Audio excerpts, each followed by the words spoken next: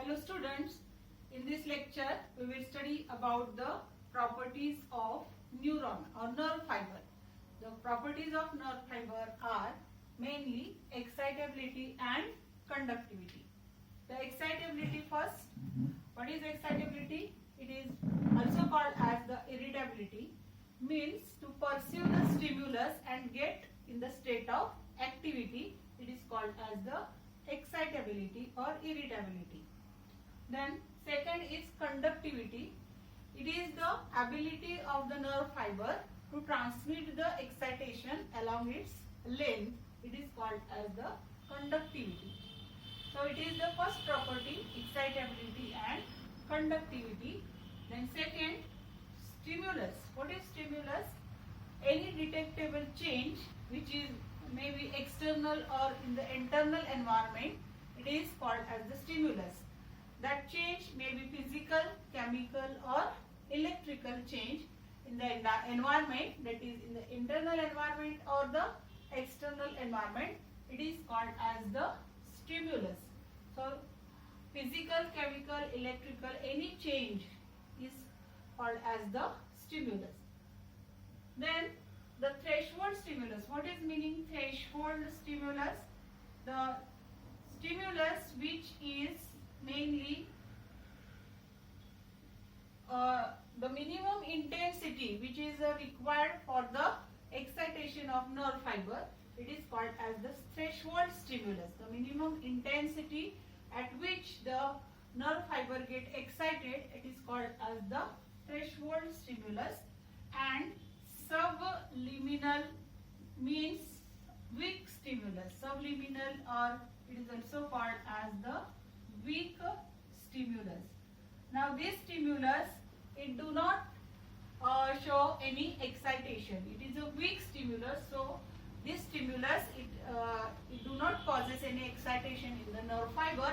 Such a stimulus is called as subliminal or weak stimulus. Then next property is the all or none law. All or none law means what? Either the nerve fiber will conduct the impulse along its length or will not conduct at all the impulse along its length. So either it conduct the impulse or do not conduct impulse. So such a law is called as the all or none law. The next is refractory period. Refractory period, it is nothing but the period between the excitation, that is the depolarization and repolarization. During this, there is no any excitation of the nerve impulse. So it is called as the refractory period. So nerve fiber do not get excited in this time, and there is a this is the time between the depolarization and repolarization. It is called as a refractory period. The next property is synaptic delay. Now see, at the synapse, the two neurons, there is a gap junction between the two neurons, and the nerve impulse is transmitted from presynaptic neuron to the postsynaptic neuron. During this period, the neurotransmitter, it passes from presynaptic to postsynaptic neuron, and for the transmission they require 0.3 to 0.5 milliseconds, and this period it is called as the synaptic delay to transmit the or to pass the neurotransmitter from presynaptic neuron to the postsynaptic neuron, and that is called as the synaptic delay. Then next is synaptic fatigue. Due to transmission of the nerve impulse or transmission of the neurotransmitter from presynaptic to postsynaptic neuron, their exhaust, the neurotransmitter get exhaust, and such a exhaustion, it causes the fatigue, which is called as the synaptic fatigue. Now last one, it is the velocity. Now see, it is the rate of transmission of nerve impulse. In case of the higher animals, that is the warm-blooded animals or homeotherms, the rate of transmission of nerve impulse is higher than in the cold-blooded animals or 5 kilothermic animals. Then with this, in case of the voluntary nerve fibers, the nerve impulse transmission is faster than the involuntary fibers. It is faster rate of transmission of impulse than involuntary fibers. Then involuntary fibers. Then in case of the modulated neuron, the rate of transmission is very fast in case of myelinated or modulated neuron than non-modulated neuron or non-myelinated neurons. So it is about the velocity. These are the main properties of nerve fibers, that is the excitability and conductivity. First, second, about the summation effect, all or none law. Third, then refractory period, synaptic delay. Next is synaptic fatigue and velocity. We have studied about the stimulus also. So these are the properties of neuron. Now next,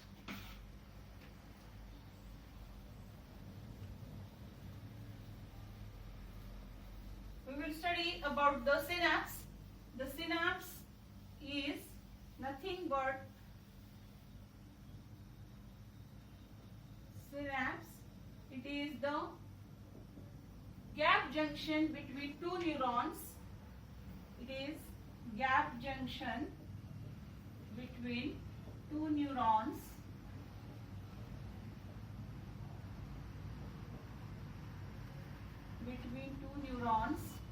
Where impulse passes from one neuron to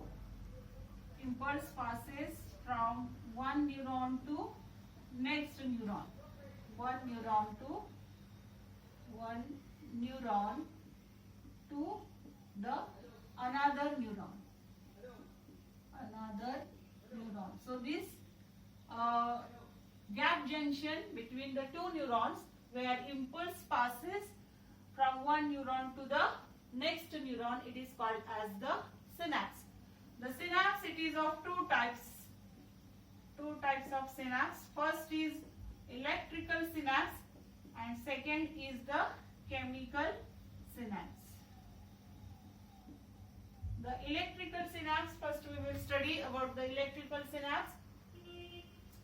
So it is first mechanical synapse. Mainly it is the mechanical, means the two neurons, the presynaptic and postsynaptic neurons, they are very close. The gap between the two neurons is very narrow, and that is called as the synaptic cleft. The synaptic cleft, it is nothing but the gap junction or the fluid filled space between the two neurons. It is about 3.8 nanometers. So it is very narrow, and that's why the impulse transmission is very fast. And it is mechanical, means faster impulse transmission, and this is called as the mechanical process. There is no synaptic delay because there is no neurotransmitter. Continuously the impulse is transmitted from presynaptic neuron to the postsynaptic neuron, and there is no synaptic delay, and that's why impulse transmission is very fast. So such a type of synapse, it is called as the electrical synapse. Mainly in this synapse, the gap junction, that is the synaptic cleft, it is very narrow, 3.8 nanometers, and that's why their transmission of impulse is very fast. It is mechanical process. There is no synaptic delay, and such a type of impulse transmission is seen in the cardiac muscle fibers, and mainly in case of the smooth muscle fibers also, and it is also seen in the muscles of lens of eye, of the eye. So such a electrical synapse. We are going to study next the chemical synapse, and we will compare between the electrical synapse and the chemical synapse.